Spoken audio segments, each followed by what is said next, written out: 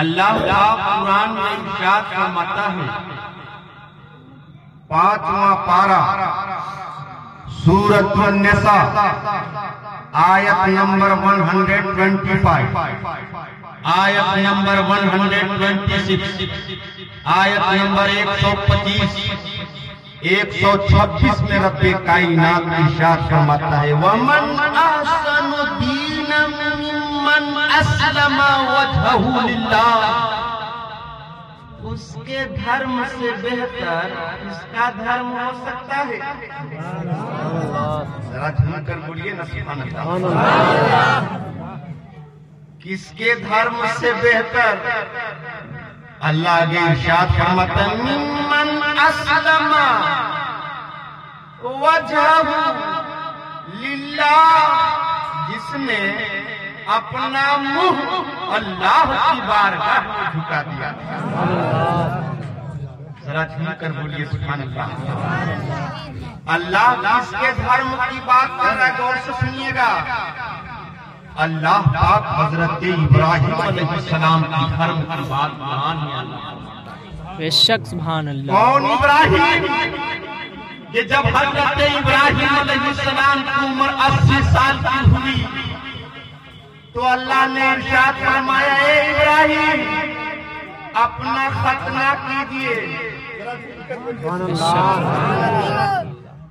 50 سال کی عمر میں نہیں، علماء بیٹھے ہیں، 60 سال کی عمر میں نہیں، 70 سال کی عمر میں نہیں، جب حضرت ابراہیم علیہ السلام کی عمر 80 سال کی ہوئی تو اللہ نے نردیش دیا، ابراہیم اپنا ختنہ کیجئے۔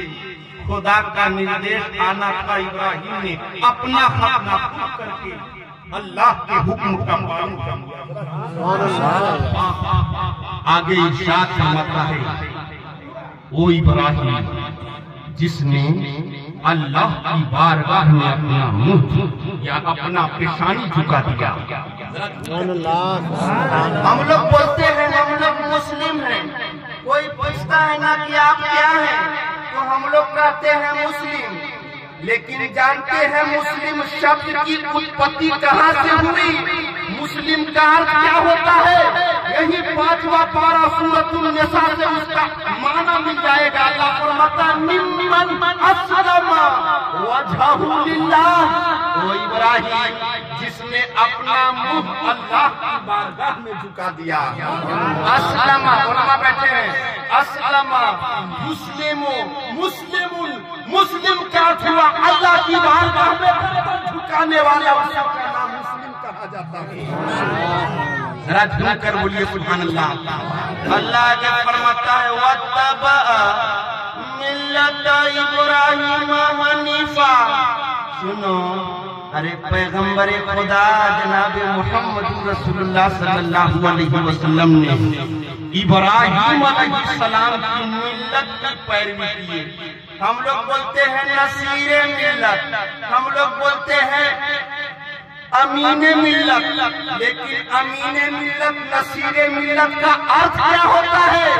ارتھ ہوتا ہے نصیر ملت دین کے نصیر، امین ملت دین کے امین۔ اللہ ارشاد فرماتا ہے، وَاتَّبَعَ مِلَّتَ إِبْرَاهِيمَ حَنِيفًا۔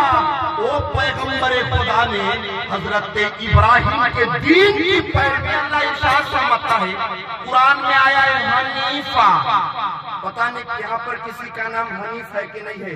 قرآن میں آیا ہے حنیفہ، اور جب حنیفہ کو ڈکشنری کھول کر دیکھیں گے ارتھ نکلے گا ایسا دین، ایسا ریلیجن، ایسا دھرم جس دھرم میں کوئی تروٹیاں نہ ہو، کسی پرکار کی کوئی کمی نہ ہو، اس دھرم کو حنیفہ کہا جاتا ہے۔ ذرا سنا کر بولیے سبحان اللہ۔ جب اللہ کے ابراہیم نے اللہ کے نردیش کا پالن کر لیا تب رب کائنات نے ارشاد فرمایا، وَاتَّخَذَ اللَّهُ إِبْرَاهِيمَ خَلِيلًا۔ ارے ابراہیم کو اللہ نے گہرا دوست بنا لیا۔ جھوم کر بولیے سبحان اللہ۔ علماء بیٹھے ہیں، آیا ہے قرآن میں خلیلہ کہ اللہ نے ابراہیم کو جب دوست بنایا تو کیول دوست کیول دوست نہیں خلیلہ پہلا دوست بنا لیا رب کائنات نے. تب رب کائنات کے پیغمبر دو عالم جناب محمد رسول اللہ صلی اللہ علیہ وسلم نے ارشاد فرمایا اے مسلمانوں الفطرت خمس. بس آخری حدیث پڑھوں گا اپنی جگہ پر دیا. الفطرت خمس وخمس من الفطرة الختان والاستهداد والنتف من الإبط والتقليم الأظفار وقص الشارب. ذرا جھوم کر بولیے سبحان اللہ. پیغمبر خدا صلی اللہ علیہ وسلم نے ارشاد فرمایا اے صحابہ اسلام کی فطرت میں 5 چیزیں داخل ہیں. صحابہ نے پرشن کیا یا رسول اللہ واٹ از دا فطرت آف اسلام. یا رسول اللہ اسلام کی فطرت کیا ہے؟ فطرت کی ڈیفینیشن پریبھاشا بتائیے یا رسول اللہ. پیغمبر خدا جناب محمد رسول اللہ صلی اللہ علیہ وسلم صحابہ کرام کے درمیان کھڑے ہوتے ہیں ارشاد فرماتے ہیں اے صحابہ فطرت کہا جاتا ہے. یہ فطرت کا ارتھ ہوتا ہے کہ یہ انبیاء کرام کا طریقہ رہا ہے, رسولان اعظام کا طریقہ رہا ہے, اسی کو فطرت کہا جاتا ہے. الفطرت خمس اسلام میں 5 فطرت ہے. الختان اسلام کی فطرت پہلی فطرت ختنہ کرنا ہے. ذرا جھوم کر بولیے سبحان اللہ.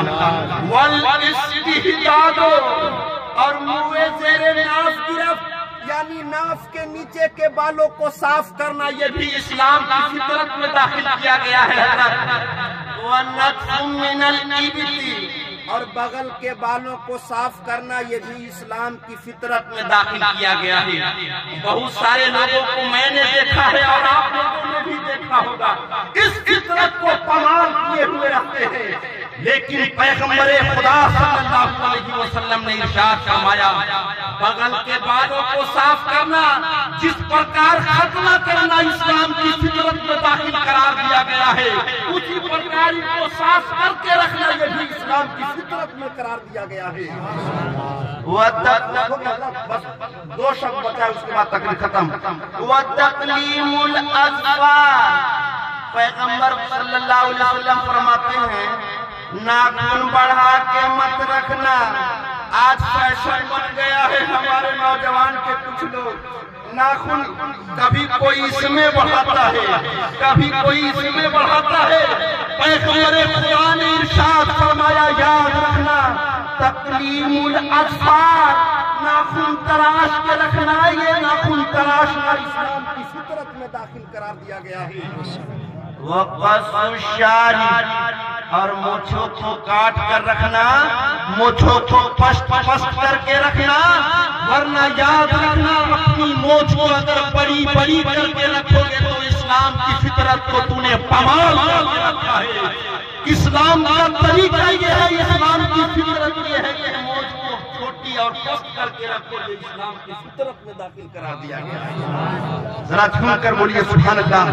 اور پیغمبر خدا صلی اللہ علیہ وسلم نے ارشاد فرمایا جب اسلام کی فطرت کو اپنا لو گے تمہیں اسلام سے سچی محبت ہونے لگے گی اور محبت ہونے لگے گی کہ تم نمازی بھی بننے کی کوشش کرنے لگو گے.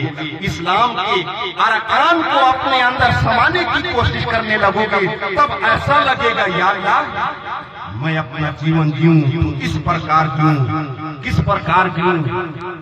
ایک شاعر نے کیا ہے ایک شعر کہا تھا اس شعر کو پڑھتا ہوں ذرا جھوم کر بولیے سبحان اللہ.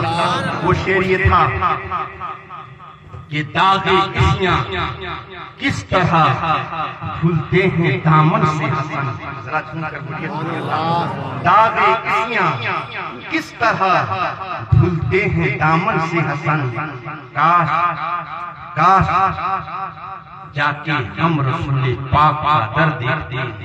کاش جا کے ہم رسول پاک کا در دیکھتے.